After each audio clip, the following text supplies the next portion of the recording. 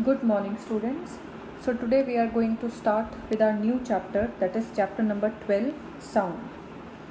In this chapter we are basically going to discuss about the production of sound, that how the sound is produced, about propagation of sound, that how the sound is traveled, its characteristics, which basically includes the frequency, amplitude, time period and wavelength.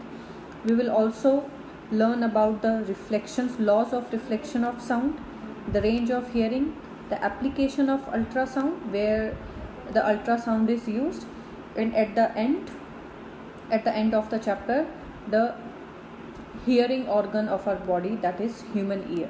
So we are basically going to see the structure and study the working of human ear. So let us first start with the definition of sound. So throughout the day we listen the various types of sounds, like our father's voice, our mother's voice, our teacher's voice, chirping of birds, ringing of a school bell, telephone ringing, siren, buzzing of a mosquito, etc. So from the beginning of the day we hear, and till the end of the day we hear various kinds of sounds. So let us first define what is a sound. So sound is basically a form of energy which produces or which gives sensation of hearing to us, to our ears. So it is a kind of energy which gives sensation of hearing in our ears. Now let us see how the sound is produced. So sound is produced due to the vibration of a body, and vibration is the rapid to and fro motion of an object. So when an object is moved to and fro, then that is called vibration, and sound is produced due to vibration. It is a form of mechanical energy, so it is a kind of mechanical wave, and mechanical wave requires medium to travel. So it always requires medium, either air, water, to travel. It cannot travel in vacuum.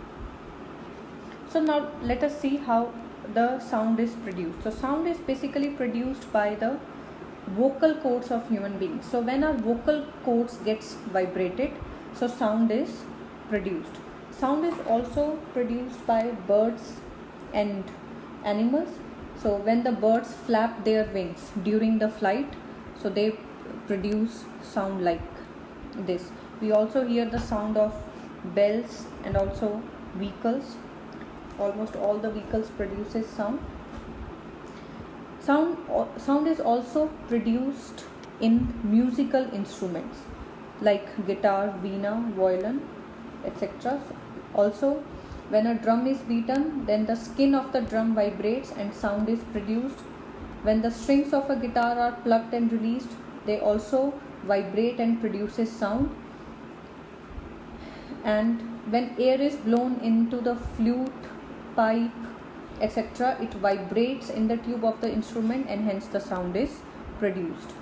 So sound is basically produced when there is vibration. Whenever there is vibration, sound is produced.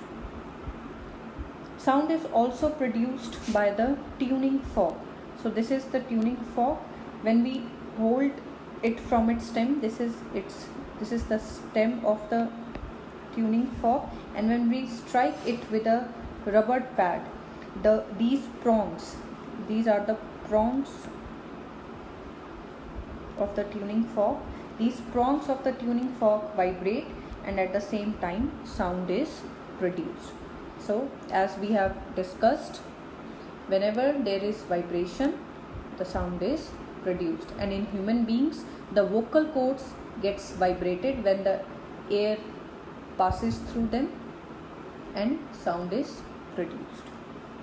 So I hope it is clear to you now what is a sound. Sound is basically a form of energy, and it is a mechanical energy, which means it requires medium to travel, and sound is produced when there is vibration, and vibration is the rapid to and fro motion of an object.